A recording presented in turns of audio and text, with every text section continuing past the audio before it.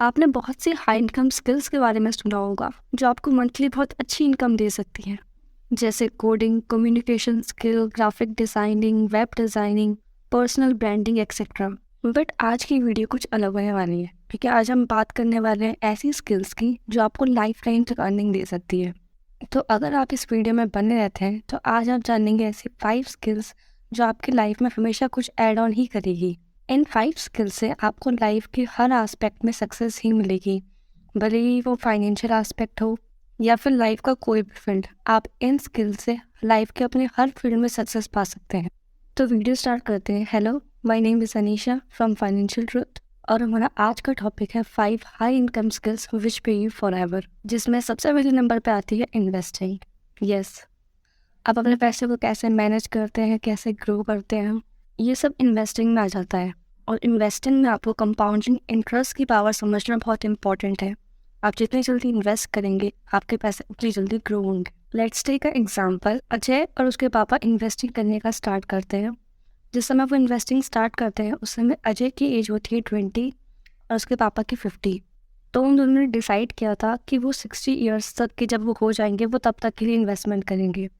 तो अजय का invested period हुआ 40 क्योंकि अभी 20 साल का है। और उसके फादर का इन्वेस्टेड पीरियड हुआ 10 क्योंकि अभी 50 साल के हैं।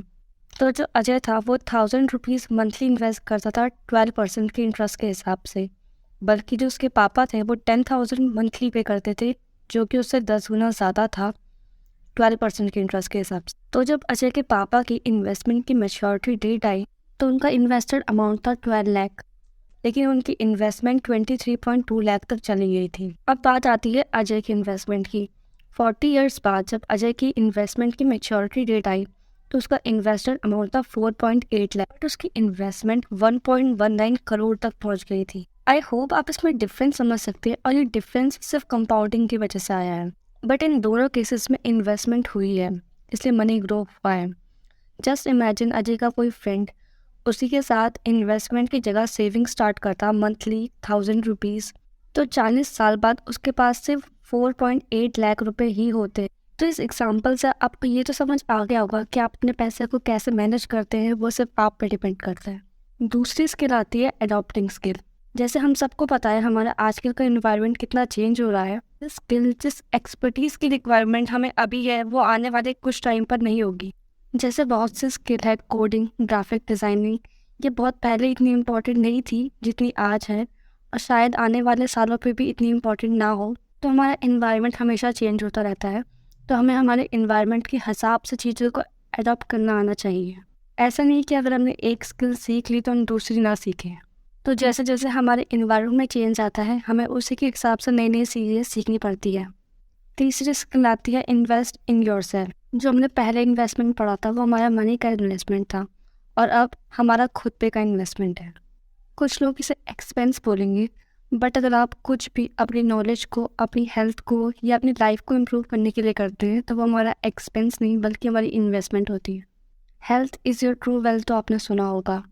आपकी हेल्थ जितनी अच्छी होगी आपकी काम करने की प्रोडक्टिविटी भी उतनी ही अच्छी होगी और आपकी नॉलेज जितनी अच्छी होगी आपकी अर्निंग कैपेसिटी भी उतनी अच्छी होगी।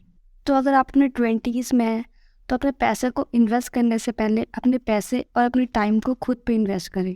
फोर्थ स्किल आती है सेल्स। जैसे हम सबको पता है कि हमारा इन्वायरमेंट चेंज होता रहता है, हमारी लाइफ चेंज होती रहती है, बट एक चीज़ है जो कभी चेंज नहीं होती, वो है बेचना और खरीदना। जब तक इंसान है तब तक चीज़ें बेची भी जाएंगी और खरीदी भी। हाँ, प्रोडक्ट्स चेंज होंगे, सर्विसेज चेंज होगी, स्किल्स चेंज होगी, बट एक चीज़ है जो कभी चेंज नहीं होगी, वो है सेलिंग।